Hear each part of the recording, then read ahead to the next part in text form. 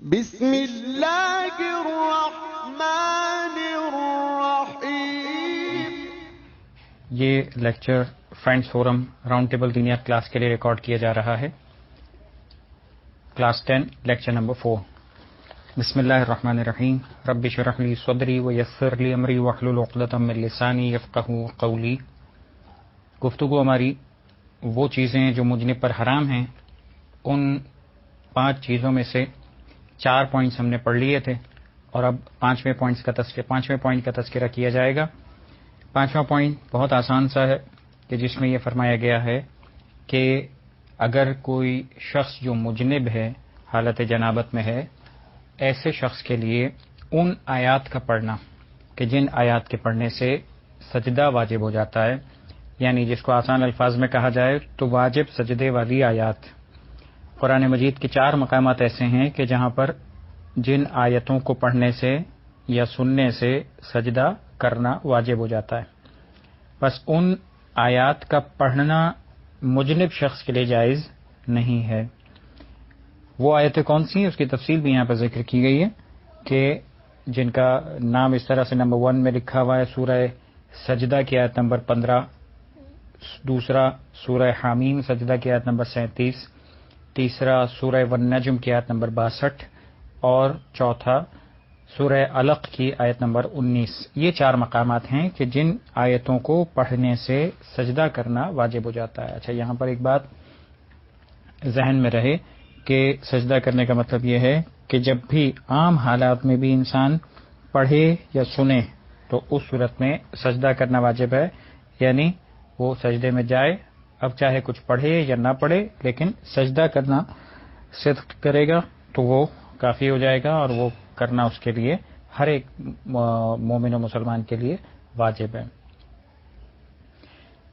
قرآن مجید کے اندر صرف یہ 4 مقامات ہیں جو واجب سجدے والی آیتیں کہلاتی ہیں، لیکن اس کے علاوہ بھی کچھ مقامات ہیں کہ جن کو سجدے والی آیات کہا جا سکتا ہے، لیکن وہاں پر سجدہ کرنا مستحب شمار کیا گیا ہے۔ یہ بات اس کی نہیں کر رہے، ابھی ہم صرف بات کر رہے ہیں کہ ان آیتوں کی کہ جن کے پڑھنے سے سجدہ واجب ہو جاتا ہے، ان آیتوں کا پڑھنا مجنب پر حرام ہے۔ یہاں پر یہ بات مکمل ہوئی، لیکن یہ ایک سوال رہ جاتا ہے جس کا جواب ابھی اگلے ٹاپک کے اندر، اگلے مسئلے کے اندر آ جائے گا کہ چلیں ان آیتوں کا پڑھنا تو جائز نہیں ہے، لیکن کیا باقی قرآن مجید کو پڑھنا جائز ہے؟ قرآن مجید کو ہاتھ لگانے کا حکم بیان ہو گیا پہلے ہی، اب قرآن مجید کی آیتوں کو پڑھنے کا حکم، تو اس کا مسئلہ بھی آئے گا ان چیزوں کے اندر وہ چیزیں جو مجنب کے لیے مکروہ ہیں۔ مسئلہ نمبر 355 9 چیزیں جنب شخص کے لیے مکروہ ہیں۔ حرام کے معنی آپ کے لیے کلیئر ہیں کہ جس چیز کا، جس عمل کا کرنا حرام ہوتا ہے، اس کا مطلب یہ ہے کہ اس کی انجام دہی پر، اس کو کرنے پر پروردگار عالم ناراض ہوگا اور عذاب کا نشانہ بنائے گا، اور اس کو کرنے کی خدا نے بالکل بھی اجازت نہیں دی ہے۔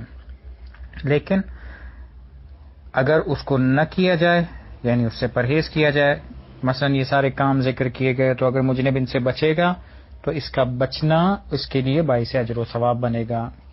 یعنی حرام کام پر عمل کرنا گناہ کا باعث ہے، نہ کرنا ثواب کا باعث بنتا ہے۔ اسی طریقے سے وہ چیزیں جو مجنب کے لیے مکروہ ہیں، تو اب مکروہ کا مطلب کیا ہے؟ مکروہ کا مطلب یہ ہے کہ پروردگار عالم کے نزدیک یہ چیزیں ناپسندیدہ تو ہیں، یعنی جن کو پسند نہیں کیا گیا، لیکن ناپسند ہونے کے ساتھ ساتھ ان کو اس درجے تک ناپسند نہیں کیا گیا کہ کہا جائے کہ یہ عذاب کا باعث بنے گی، بس عذاب کا باعث نہیں ہے، گناہ کا باعث نہیں ہے، بس اچھا نہیں ہے، نہ کریں تو بہت اچھی بات ہے، لیکن اگر کریں گے بھی تو اس کا کوئی نقصان اخروی اعتبار سے نہیں ہوگا، یعنی قیامت میں اس کو پروردگار نہیں پوچھے گا۔ اب 9 چیزیں کہ جن کو جنب شخص کے لیے مکروہ شمار کیا گیا ہے۔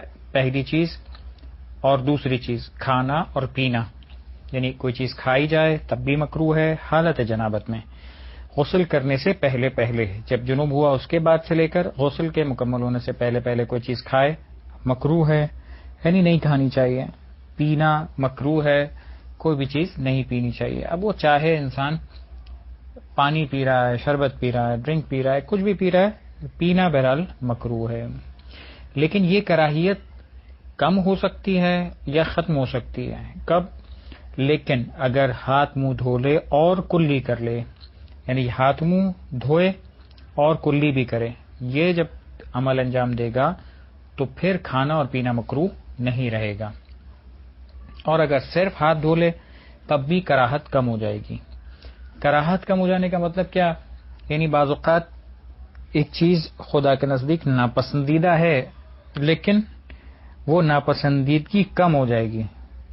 ناپسندیدگی کم ہو جانے کا مطلب آسان الفاظ میں سمجھائیں تو مثال کے طور پر ایک پانی جو مثال کے طور پر اچھا نہیں ہے، آلودہ ہے، کوئی مثال کے طور پر کوئی ایسا ہے کہ جس کو عام طور پر پینے کے لیے نہیں پیش کیا جاتا، مثلا پڑا ہوا تھا، کھلا ہوا گلاس پڑا ہوا تھا اور وہ پینے کے لیے پیش کیا جاتا.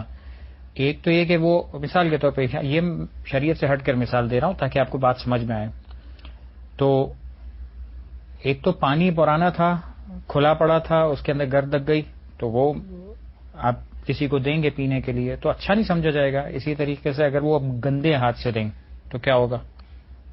آپ کا ہاتھ بھی مثال کے طور پہ کیچڑ والا ہے، پانی بھی اس طرح سے ہے، گرد آلود ہے، اور وہ گلاس آپ اس طرح سے اٹھا کے اس کو دے رہے ہیں پینے کے لیے، تو سامنے والے کو برا لگے گا یا نہیں لگے گا؟ سامنے والا برا محسوس کرے گا.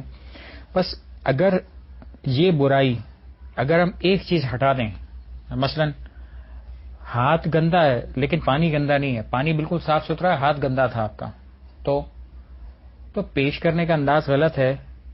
ہاتھ گندگی کے ساتھ گلاس کو خراب کر رہا ہے لیکن بہرحال پانی صاف ہے تو وہ کراہیت کم ہو جائے گی، وہ آپ کا نفرت کا لیول کم ہو جائے گا. تو یہ صرف سمجھنے کے لیے مثال دی ہے، اس کا شریعت سے کوئی تعلق نہیں ہے. اسی طرح سے کراہیت کم ہو جانے کو سمجھنا اس اعتبار سے اس مثال کے ذریعے سے آسان ہے آپ کے لیے کہ کھانا پینا مکروہ ہے لیکن یہ کراہیت ختم ہو سکتی ہے، یہ ناپسندیدگی ختم ہو سکتی ہے اگر ہاتھ منہ دھوئے اور کلی کرے تو مکروہ نہیں رہے گا، پھر کھائے پیے انسان. اور اگر صرف ہاتھ دھو لے گا تب بھی مکروہ کم ہو جائے گا، کراہیت کم ہو جائے گی لیکن پھر بھی بہرحال ناپسندیدہ رہے گا. یہ ہو گئی دو چیزیں. تیسری چیز یہاں پہ لکھی گئی ہے قرآن مجید کی 7 سے زیادہ ایسی آیات پڑھنا جن پہ سجدہ واجب نہ ہو. یہ آپ کے سوال کا جواب آ گیا جو ہم نے بالکل سٹارٹ میں بات کی تھی کہ سوال پیدا ہوتا ہے کہ بقیہ قرآن پڑھنے کا کیا حکم ہے. تو اس کا جواب یہ کہ قرآن مجید کی 7 سے زیادہ یعنی 7 تک آیتیں پڑھی ہیں، 7 آیتیں پڑھی ہیں تو یہ 7 آیتیں پڑھنا مکروہ نہیں ہے، لیکن جیسے ہی 8ویں آیت پڑھی یہ مکروہ ہو جائے گا. لیکن وہ 7، 8، 9، 10 جو بھی آیتیں ہیں وہ ایسی ہونی چاہیے کہ جو ان 4 کے علاوہ ہو کہ جن پر سجدہ واجب ہو جاتا ہے. اس کے علاوہ باقی قرآن کے اندر یہ مسئلہ آئے گا. اب میرا خیال بات واضح ہو گئی کہ 4 آیتوں کو پڑھنا حرام ہے، بقیہ آیات کو اگر 7 تک پڑھیں گے تو جائز ہے اور 7 سے زیادہ پڑھیں گے تب بھی جائز ہے لیکن مکروہ رہے گا. چوتھا پوائنٹ، اپنے بدن کا کوئی حصہ قرآن مجید کی جلد، حاشیہ یا الفاظ کی درمیانی جگہ سے چھونا. اپنا بدن چھونا، مثلا ہاتھ چھو رہے ہیں، آپ کی کوہنی لگ رہی ہے، آپ کا کوئی مثلا ہاتھ کی پوچھ لگ رہی ہے، کچھ بھی چیز لگ رہی ہے ایسی چیز سے کہ جو قرآن مجید کی جلد ہے. مثال کے طور پہ قرآن مجید کو آپ نے اٹھایا تو قرآن مجید کی جلد پہ ہاتھ لگ گیا آپ کا. بس یہ قرآن مجید کی جلد کو ہاتھ لگانا یہ آپ کے لیے حالت جنابت میں مکروہ ہے. اسی طرح سے حاشیہ کیسے کہتے ہیں؟ حاشیہ کہتے ہیں جیسے آپ کے ہاتھ میں ابھی توضیح المسائل ہے تو توضیح المسائل میں جہاں لکھا ہوا ہے وہ تو کہلاتی ہے عبارت یا الفاظ، جو اس کے بعد لکھا ہوا ہے کہ الفاظ جہاں لکھے ہوئے ہیں اس کے درمیان بھی آپ کو گیپ نظر آ رہا ہے، کچھ نہ کچھ جگہ ہوتی ہے. الفاظوں کا گیپ یہ الفاظوں کی درمیانی جگہ جو آگے لکھا ہوا ہے یہ مراد ہے. اور آپ دیکھیں جہاں پہ ٹیکسٹ لکھا ہوا ہے اس ٹیکسٹ کے اطراف میں جو مارجنز، جو اپر آپ کے مارجنز ہوتے ہیں، جو لوور آپ کے پیج کے اندر کچھ جگہ آپ کی خالی ہوتی ہے جو ہیڈر اور فوٹر کہلاتا ہے، یہ جو حاشیہ کہلاتا ہے یعنی پیج کا وہ حصہ جہاں پہ کچھ نہیں لکھا ہوا، ایسی جگہ کو کہتے ہیں حاشیہ. بس قرآن مجید کے جلد کو ہاتھ لگانا حالت جنابت میں مکروہ ہے، حاشیے کو ہاتھ لگانا مکروہ ہے، اور الفاظ کی درمیانی جگہ ان تمام کو ہاتھ لگانا بھی مکروہ ہے، یعنی پسندیدہ شمار نہیں کیا گیا. اب بات آتی ہے پانچواں پوائنٹ، آسان ہے، قرآن مجید اپنے ساتھ رکھنا. بس قرآن مجید اگر کوئی انسان اپنے ساتھ رکھتا ہے تو یہ قرآن مجید کا اپنے ساتھ رکھنا اس کے لیے مکروہ شمار کیا گیا ہے.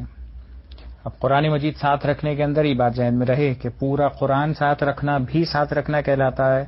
اور مثال کے طور پر تعویذ کے اندر کوئی سورت لکھی ہوئی ہے، جیب کے اندر کوئی سورہ کا کارڈ پڑا ہوا ہے، کوئی آیت لکھی ہوئی ہے، چاہے کچھ بھی ہو، چاہے وہ ایک پیپر پہ لکھا ہوا ایک آیت کا حصہ ہی کیوں نہ ہو، اگر قرآن مجید ہے اور آپ کے ساتھ ہے تو حالت جنابت میں اسے ساتھ رکھنا مکروہ شمار کیا جاتا ہے.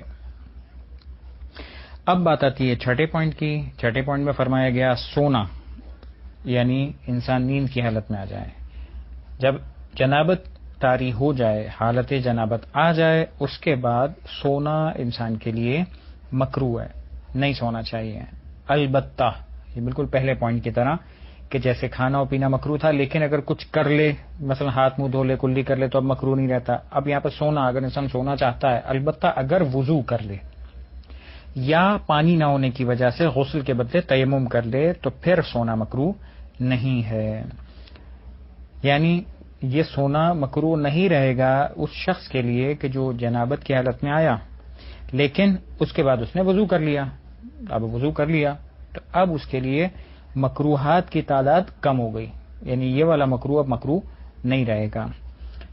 تو وضو کرنے سے یہ سونے والا مکروہ ختم ہو جاتا ہے. اسی طریقے سے اگر پانی نہ ہو اور پانی نہ ہونے کی وجہ سے غسل کے بدلے تیمم کر لے، مثلا شروع میں ہماری گفتگو میں بات آئی تھی کہ بعض مقامات پر تیمم انسان کے لیے طہارت باطنی کا باعث بنتا ہے. تو اس میں سے ایک چیز یہ ہے کہ جب مثال کے طور پر انسان کی ذمہ داری تھی حالت جنابت میں غسل کرنا، اس لیے کہ غسل جنابت واجب ہو گیا، واجب ہے غسل کر، لیکن اب مثال کے طور پر پانی نہیں ہے، گھر میں پانی نہیں آ رہا، موجود نہیں ہے، اویلیبل نہیں ہے، یا کس سفر میں ہے، کس جگہ پہ پانی اویلیبل نہیں ہے، تو کیا کریں؟ تو ایسی صورت میں جب پانی نہیں ہے تو اب طہارت حاصل کرنا آپ کے لیے ضروری ہے، یہ طہارت حاصل کرنا چاہتے ہیں تو کیا کریں؟ تو اس کا نتیجہ یہی ہے کہ طہارت غسل کے بدلے تیمم سے حاصل ہوگی. ایسا نہیں ہوگا کہ غسل کے بدلے آپ نے کہا تھوڑا سا پانی وضو کر لیں تو چل جائے گا، نہیں، غسل کے بدلے تیمم ہوگا.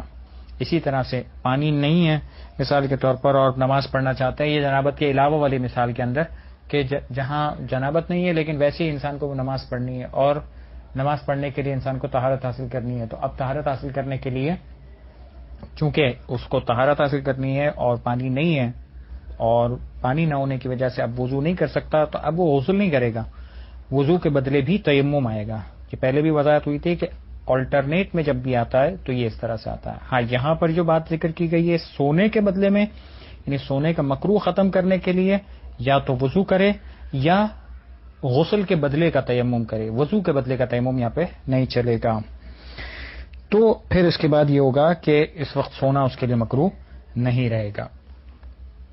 ساتواں مکروہ مہندی یا اس جیسی ملتی جلتی چیز سے خضاب کرنے کا مطلب کیا؟ یعنی جو کلر کرنا جس کو کہتے ہیں آپ، ڈائی کرنا جس کو کہتے ہیں آپ، تو مہندی لگانا یا کوئی اور مثال کے طور پہ بالوں کو ڈائی کرنا، تو مہندی یا اس جیسی کسی بھی چیز سے اگر انسان خضاب کرے تو وہ جنابت کی حالت میں مکروہ ہے. جب تک غسل نہیں کر لیتا اس وقت تک یہ والا کام نہ کرے. اس کے بعد ہے تیل ملنا. اب جنابت کی حالت میں اگر کوئی انسان بدن پہ تیل ملتا ہے، مثلا مالش کر رہا ہے، تیل لگا رہا ہے، کسی جگہ پہ تیل مل رہا ہے، یہ تمام کام اس کے لیے مکروہ رہیں گے اگر وہ حالت جنابت کے اندر ہے. بس ہماری گفتگو یہاں تک رکی. یہ 8 پوائنٹس ہمارے کورس کے اندر تھے 9 میں سے، کہ جس کو ہم نے یہاں بیان کیا کہ مجنب شخص کے لیے حالت جنابت میں آنے کے بعد اور غسل کے مکمل ہونے سے پہلے تک ان تمام کاموں کو انجام دینا اس کے لیے مکروہ شمار کیا جاتا ہے. اللہم صل علی محمد